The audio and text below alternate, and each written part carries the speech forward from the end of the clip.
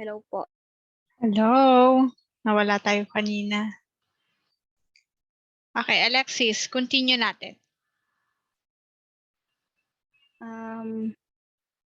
Yung about po ba sa parang sa iba't ibang bansa po ba? Okay, yeah, it could be. Basta nagdi-divide.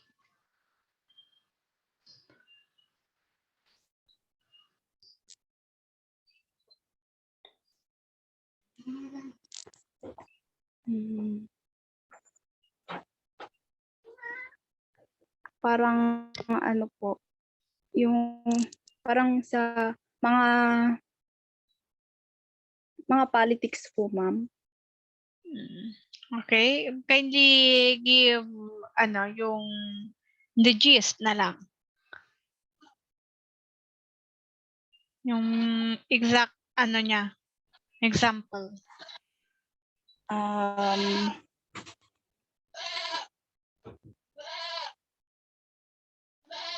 Parang yung sa mga pageants ay yung parang Nagawa mo na ba yung activity natin last week? hindi pa po, ma'am. Okay, gawin mo na lang siya, no? Pero, okay, who wants to help her? Thank you, Alexis. Okay, Japet. Thank you, Alexis. Opo, ma'am. Tungkol po siguro sa ma'am. Sa territory, yung pinagawa yung mga territory, ma'am, ng mga bansa. Okay. Open mo yung cam mo. Ma'am, naglolo ko siya, ma'am. Pati ba naman camera mo, naglolo ko? Akala ko mga jowa lang naglolo ko, pati pala cam mo. Okay, again, what is your example? Kidding aside. Yung ma'am, territory ng mga bansa. Okay, very good. Territory. Isa yon sa nagdi-divide in terms of economic globalization. Halimbawa nun ay yung sa Scarborough Show, di ba? It divides the countries Philippines and China, di ba? Example lang yon. Okay, nice.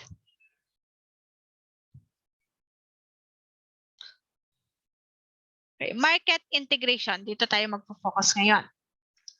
Kasi before, ang kalakalan natin, di ba, yung sa market natin, more on barter.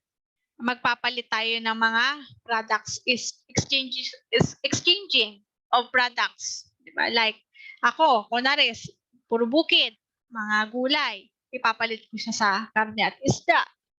That is market before. Unlike ngayon, meron ng market integration. Nag-upgrade, nag-integrate, nag-innovate. Di ba? After the Second World War, almost all countries around the world faced the great challenge of bringing their feet back on the ground. As a substitute to the unsuccessful League of Nations, the United Nations or yung UN, example kanina, one of you already recited about this, was established on October 24, 1945. Primarily, it was tasked to promote international cooperation and to restore international order. Yung mga order na kapag tumaas ang presyo sa sa global market, pati dito sa atin tataas na rin, di ba? Halimbawa, bigas, tumaas ang presyo, hindi pwedeng tumaas doon sa global market, sa atin bababa.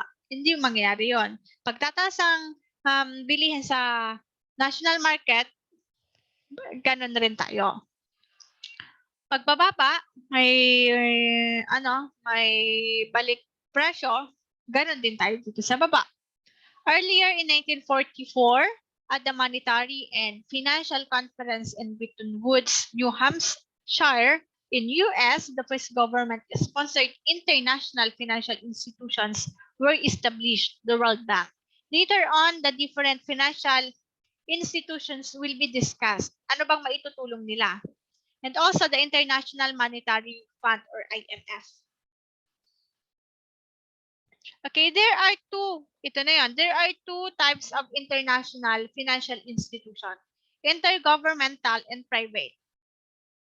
Unahin natin intergovernmental international financial institution. Examples, World Bank, IMF, Asian Development Bank or ADB, in 1960 and African Development Bank or AFDB in 1964. Okay, ano yung pagkakaiba nila? Ang World Bank, open ko yung book.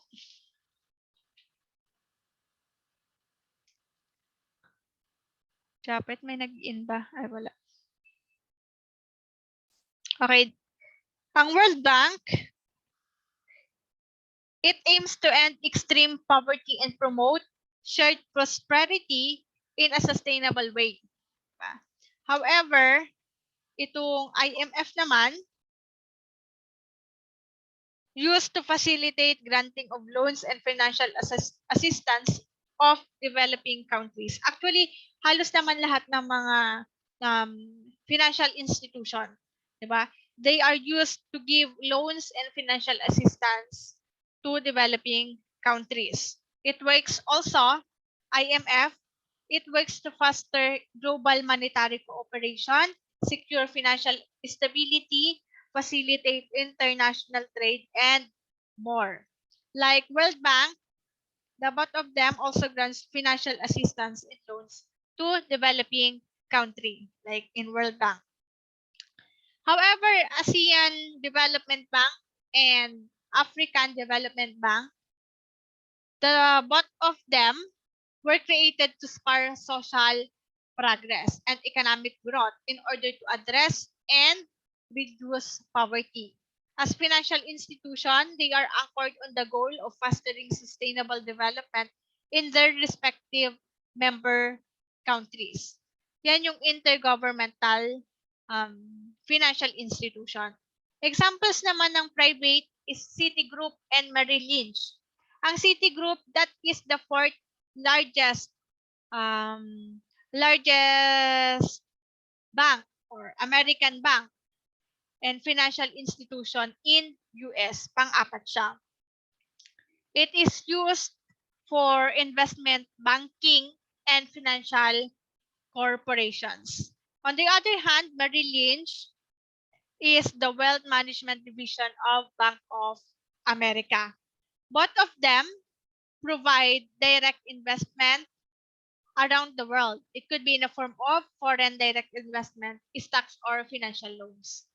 Actually, both of them, the intergovernmental and private financial institutions, help facilitate functionality of a global economy by lending money to their member states and global corporations. Halimbawa, yung World Bank, they help in project lending. They help establish structural reforms. They help provide support and technical assistance. And also, they help design modern and durable society, safety nets for the benefit of both developed and underdeveloped or developing nations. Okay? Next. Global integration did not happen overnight. It was the result of the establishment of a global economy that involved homogenization of trade and commerce.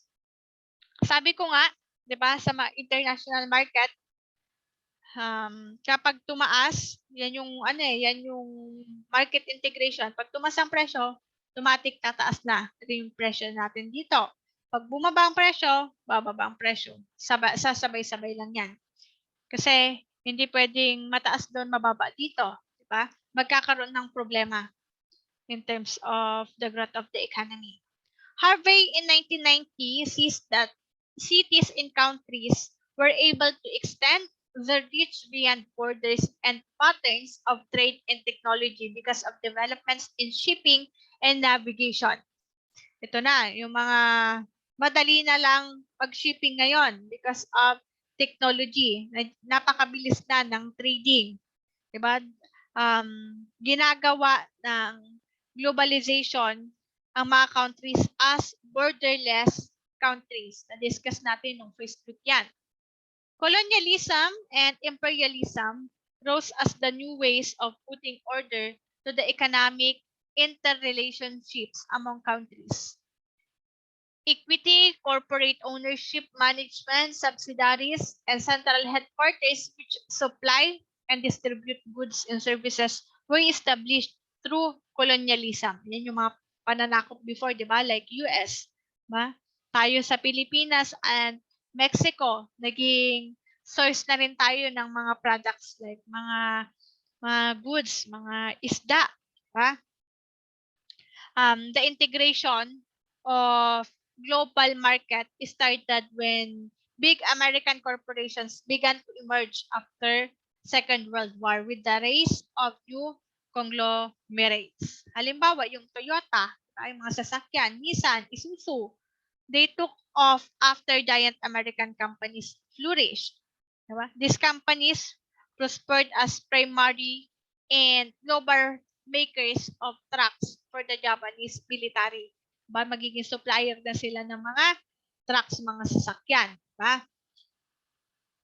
Here, meron tayong 4 na different companies according to Iwan. Okay? In 2012.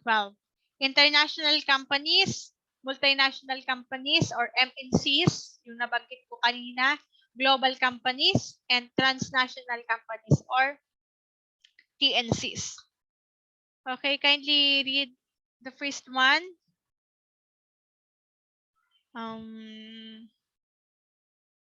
UNICEF.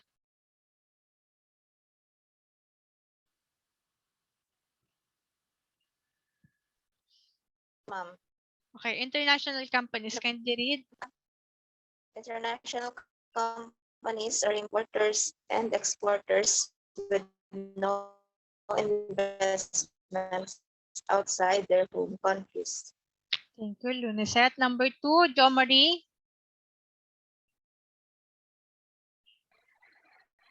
Multinational companies have investments in other countries, but do not have a coordinated product offering in each country.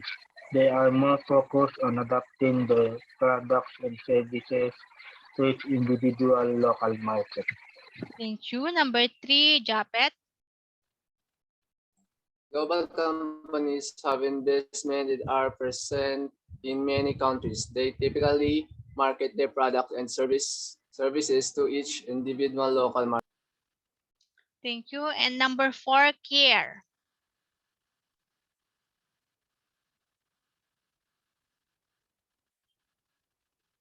Number 4, Care. Okay, 5 minutes na lang.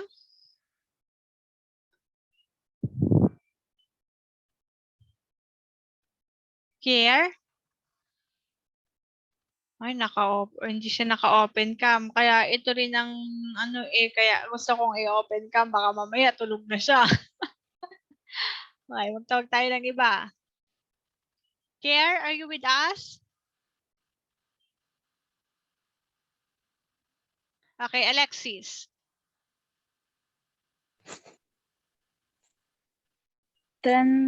Transnational companies are more complex organizations that have investment in foreign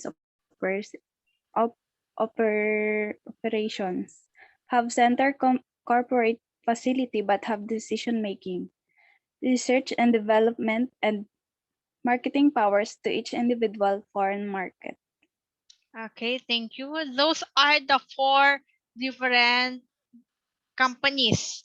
Okay, international companies, multinational, global, and transnational.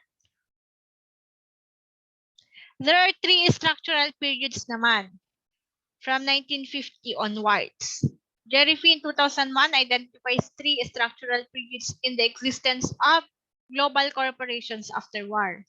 Una, yung investment-based period from 1950 to 1970, wherein puro investment pa lang with the help of intergovernmental and private financial institutions, yung mga bangko or investment pa lang tayo. Second, from 1970 to 1995, the trade-based period, that is trading, pagbebenta na ng mga goods, products, and services. And from 1995 onwards, digital globalization. Andiyan na yung technology. Diba? May mga nagagamit na tayong mga computers, different computers. The ascent of global corporations is a reflection of globalized market. market integration. TNCs and MNCs are no longer limited to their home countries. They are also able to expand their reach to other continents and countries. Diba? Akalain mo yon yung Toyota sa Japan. Hindi na lang siya sa Japan, maging dito, maging sa iba't ibang mga bansa. Coca-Cola, diba? Hindi lang siya sa Amerika. Napakarami ng mga bansa. Yun yung mga transnational and multinational companies. Hindi lang sila hanggang sa home countries nila, pero maging dito. Malay nyo, di ba, kapag nagpatayo kayo ng mga business, naging transnational and multinational companies din. These global corporations have common attributes according to New Bureau 2014. It identifies 3 of them. Una, an agent of desired economic development. Mga goal you already achieved. An economic prominence and a very powerful entity that can create a crisis. To sum it up, we discussed the global economy. Ito ba yung tinatawag natin global economy? And there are indicators. Global economy, and then yung mga goods, products, services, production, technology, communication, andyan na yun. And there are also some economic indicators like GDP, unemployment rate, global inflation, industrial production. Market integration, we have 2 financial institutions, the Intergovernmental like World Bank and IMF, private like Citigroup and Merrill Lynch. Different companies, we have international, multinational or MNCs, TNCs or transnational and global companies. And there are 3 structural periods according to Jerry in 2001. Investment-based period from 1950 to 1970, trade-based period from 1970 to 1995, and digital globalization from 1995 onwards. This is the source that we have. And I already posted the activity in the Google Classroom, Local Becoming Global, wherein you have to choose Filipino Global Corporation. Filipino ha? From the Philippines. And in an essay, discuss its history, worldwide reach, and attributes as a global corporation. Do you have a question? May tanong? Kindly, ano na tayo, unmute na tayong lahat. Tapos naman na. Uy, 2:30 na rin. Pumasok ang oras. Okay, Japet and Care. Open na yung cam.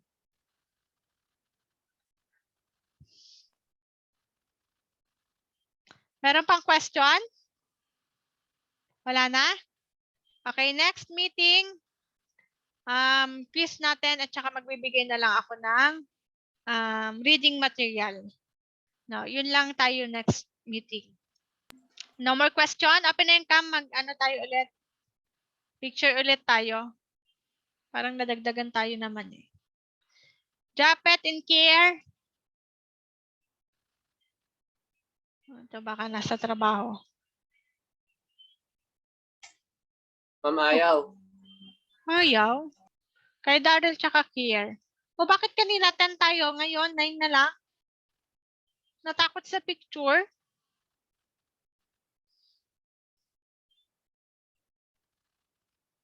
Okay. Picture ulit tayo ha. Kier. Wala, baka may ginagawa. Okay, sige. Picture tayo. 1, 2, 3. Okay. Andyan na ulit si Rachel.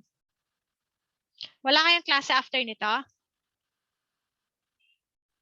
Wala? Ay, pwede pala tayo Siguro, ma'am. pwede pala tayo mag-extend hanggang 4:30.